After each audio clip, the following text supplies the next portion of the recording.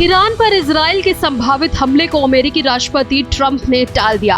8 मई को होने वाला हमला रोकने के लिए ट्रंप ने नेतन्याहू को व्हाइट हाउस बुलाया। नेतन्याहू हमले के पक्ष में थे, लेकिन ट्रंप ने ईरान से बातचीत का हवाला देते हुए उन्हें रोक दिया। ईरान ने परमाणु कार्यक्रम जारी रखने की धमकी दी। अब ट्रंप का नया बयान सामने आया है। अब क्या पूरा मामला है, आपको विस्तार से बताते हैं। ईरान पर इजराइल हमले का मन बना चुका था। अगर अमेरिका के राष्ट्रपति ट्रंप ने दखल ना दिया होता तो 8 मई की तारीख ईरानी कैलेंडर में काली स्याही से लिखी जाती। इस बात को ट्रंप ने कबूल कर लिया है। उन्होंने माना है कि ईरान पर इजराइल हमला करने वाला था। साथ ही ट्रंप ने कहा कि हमला टला नहीं, लेकिन वो जल्दी नहीं करना चाहते हैं। उन्होंने ईरान को दी चेतावनी देते हुए आगाह कर दिया है। अमेरिका के राष्ट्रपति ने ईरान से कहा कि अगर देश बचाना है तो न्यूक्लियर प्रोग्राम छोड़ना होगा। मैं चाहता हूं कि ईरान खुश रहे, लेकिन उसके पास दूसरा विकल्प नहीं है। दरअसल ईरान से बातचीत के 24 घंटे पहले ट्रंप ने एक लाइन में अल्टीमेटम दे दिया है। बताया गया कि 8 मई को इजराइल की एयरफोर्स ईरान के न्यूक्लियर प्लांट पर बड़ा अटैक करने वाली थी, लेकिन ट्रंप ने उस अटैक से पहले नेतन्याहू को मुलाकात के लिए व्हाइट हाउस बुला लिया।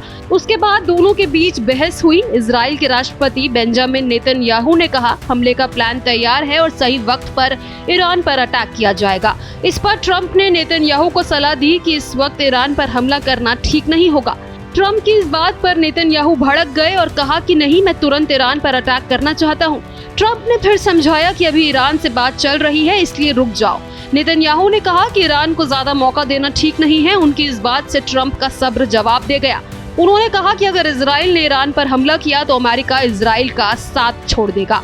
नेतन्याहू को ट्रंप की ये भाषा समझ आ गई और कहा कि ठीक है, ईरान को एक मौका दिया जाए, लेकिन कड़ी शर्तों के साथ। हालांकि ईरान अपने रवैये पर अड़ा हुआ है। उस पर ना तो ट्रंप की धमकी का असर पड़ा और ना ही नेतन्याहू की चेतावनी का। तेहरान से उठ रही यूरेनियम की तपिश अब व्हाइट हाउस की दीवारों को झुलसा रही है। ट्रंप उस आग को बुझाने की कोशिश में लगे हैं, लेकिन ईरान के विदेश मंत्री के बयान ने उस आग में घी डाल दिया। अमेरिका की धमकियों को सिरे से नकारते हुए ईरानी विदेश मंत्री अब्बास अरागची ने साफ कहा कि ईरान अपने न्यूक्लियर प्रोग्राम के लिए यूरेनियम का इस्तेमाल जारी रखेगा, फिर चाहे अमेरिका कुछ भी कहे।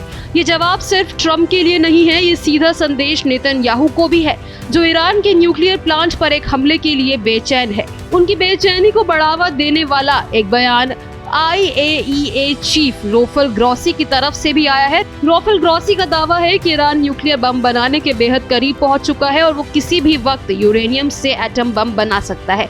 ट्रंप अपनी कूटनीति के दरवाजे से ईरान की तरफ झांक रहे हैं और ईरान झुकने के लिए तैयार नहीं है। अब इस पूरे मामले में आगे क्या कुछ होगा, आने वाले वक्त में पता चलेगा। इसको लेकर आपकी क्या राय है, कमेंट बॉक्स में जरूर शेयर करें।